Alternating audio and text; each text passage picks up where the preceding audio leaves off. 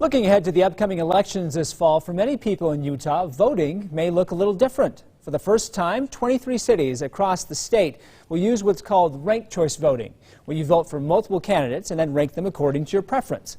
One of the cities doing it this fall is Salt Lake City. So joining us to share how it works is Schaefer, the Deputy City Recorder for the Salt Lake City Recorder's Office. Lauren, thanks for being with us today. So the ballot's going to look different this fall.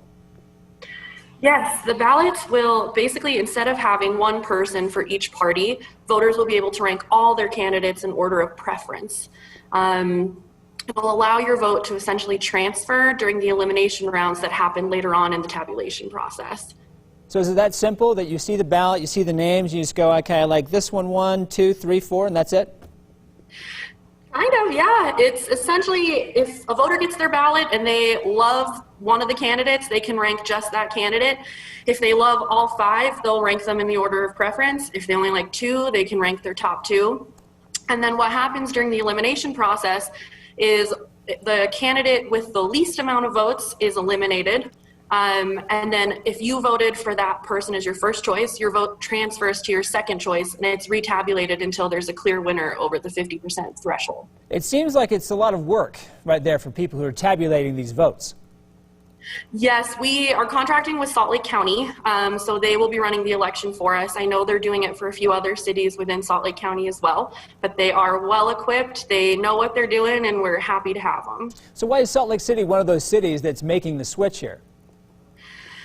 I think there are a lot of pros and cons to ranked choice voting. A lot of the ones that I hear about as an election administrator is that it can save a lot of money due to the elimination of a primary, which if you live in Salt Lake City, you'll know that you didn't have a primary a month ago or this last month.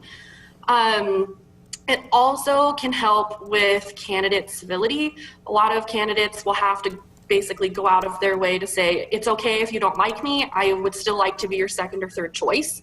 And often that takes a lot of, it'll essentially force candidates to understand their constituency better as well as sort of play fair with each other.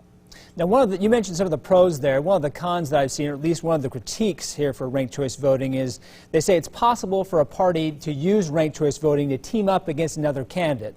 So, for example, you have a number of Republicans who don't like the Democrat. They'll work together to say, oh, use us, vote for us. Whether we win or not, that guy won't win.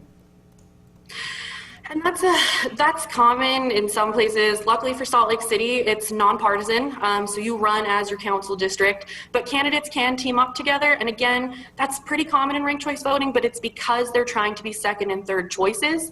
And a lot of times, at least in what we've seen in Payson and Vineyard, who did it in 2019, it sort of helps eliminate that, like candidates are more civil towards each other because they have to be that second or third choice or they may not make it through the elimination round. So you're seeing some ways to be able to combat some of those issues. I understand a lot of cities are moving in this direction. Yeah, there's 23 in the state of Utah this year. And just Payson and Vineyard did it in 2019, so it's interesting to see that 2 cities did it last time and that 23 more have done it this time. And I think this year we're like the state with the most municipalities doing ranked choice voting. If people want to learn more about how it works or be able to see it for themselves, how do they connect with you online? They'll want to go to www.slc.gov/RCV. There you go. Of course, we'll have that link on our website, abc4.com/GMU. Talking today with Schaefer with the Salt Lake City Recorder's Office. Thanks for making time with us this morning. Thank you so much for having me.